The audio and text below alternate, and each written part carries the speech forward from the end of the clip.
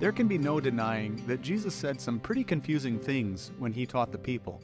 Well, confusing for us sinners who cannot understand the complexities of God's will. In our world, when we want answers, we send in reporters to ask the tough questions. Here we find Jesus before the press, trying to clarify the confusing things he has said.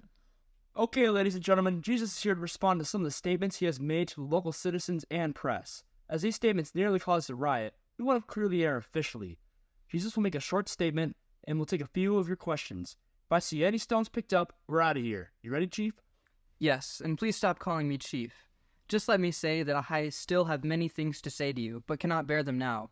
When the Spirit of truth comes, he will guide you into all the truth.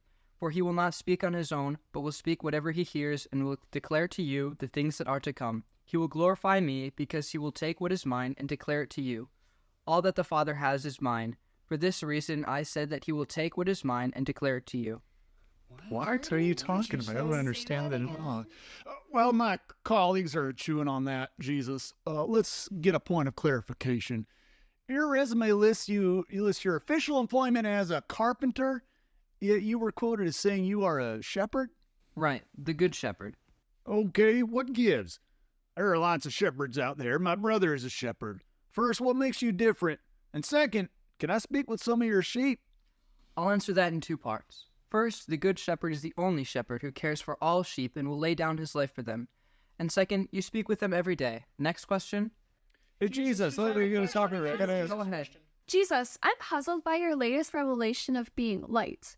But not only just light, but the light the world follows out of darkness. That's a pretty big light. First, Jesus, how does that work?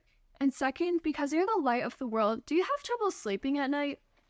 First, the light of which I speak is the light of life. It's the light of hope to those who have lived in darkness, and it's a light so bright the darkness cannot overcome it. And second, I sleep very well. Next question? Jesus, over here. I gotta ask you. What is Jesus? I have a question. Right up here in the front. Ask your question. Jesus, where you really have taken some heat is in proclaiming yourself the so-called bread of life. But you continue to say that not only are you the bread from heaven, but the true drink, which, if I'm not mistaken, would be equated to your blood.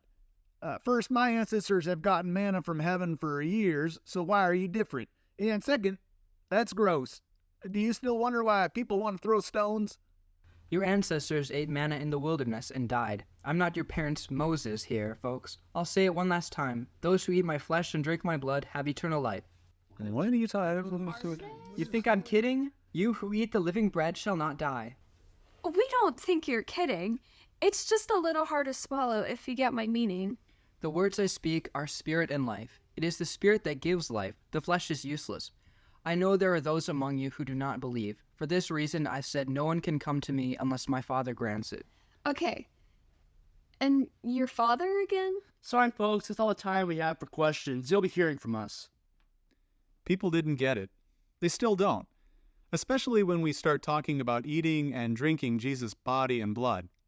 This is a teaching that has confused people for centuries and has led to some great misunderstandings about the Lord's Supper.